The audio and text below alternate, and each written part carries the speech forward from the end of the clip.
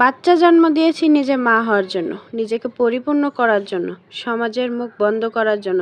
বাচ্চা হচ্ছে না বলে স্বামী যাতে দ্বিতীয় বিয়ে না করে সেই জন্য বাচ্চা নিয়েছি। বাচ্চার ভবিষ্যৎ গড়ে দেওয়ার জন্য, মানুষের মতো মানুষ করার জন্য।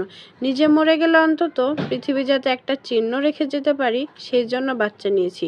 কবরে যাওয়ার পর দুনিয়াতে কেউ যদি এক ফোঁটা চোখের জল ফেলে দোয়া করতে পারে, এই জন্য কিন্তু আমি বাচ্চা নিয়েছি। দরকার ছিল তাই বাচ্চা নিয়েছি। বাচ্চা এই জন্য নেইনি যে বাচ্চা পায়ের ওপর পা তুলে সারা জীবন বাচ্চার কামাই খাবো। বাচ্চা এই জন্য নেইনি যে বাচ্চার ভবিষ্যৎ নষ্ট করে দিব। 25 বছর খাওয়ায়া পড়ায়া বাচ্চা মানুষ করেছি মানে এই নয় যে পরের 25 বছর আমাকে তার লালন পালন করতে হবে। কষ্ট করে বড় করেছি বলে তার বউকে যে ঘরের দাসী বান্দি বানিয়ে কামলা খাটানোর জন্য নিয়েছি বাচ্চা, এই জন্য নয়। বাচ্চাদের জন্য মূলত নিজেদের জীবন উৎসর্গ করে দিতে হয়, তবেই তো সেই বাচ্চারা নিজের থেকেই অনেক কিছু করে ফেলে।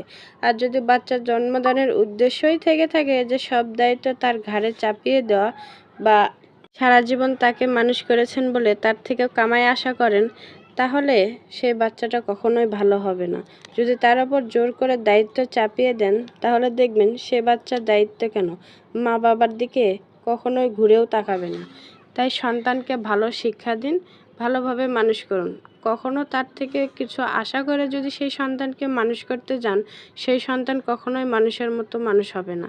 নিজেদের জীবন বিসর্জন দিয়ে সন্তান মানুষ করেছেন বলে তার প্রতি আশা রাখবেন, কখনোই এই ভুল কাজটি করবেন না। তো সন্তানকে সুশিক্ষা দেন, সন্তান নিজের থেকেই দায়িত্ব নেওয়া শিখে যাবে। ধন্যবাদ। আর ভিডিওটি কেমন হয়েছে অবশ্যই জানাবেন।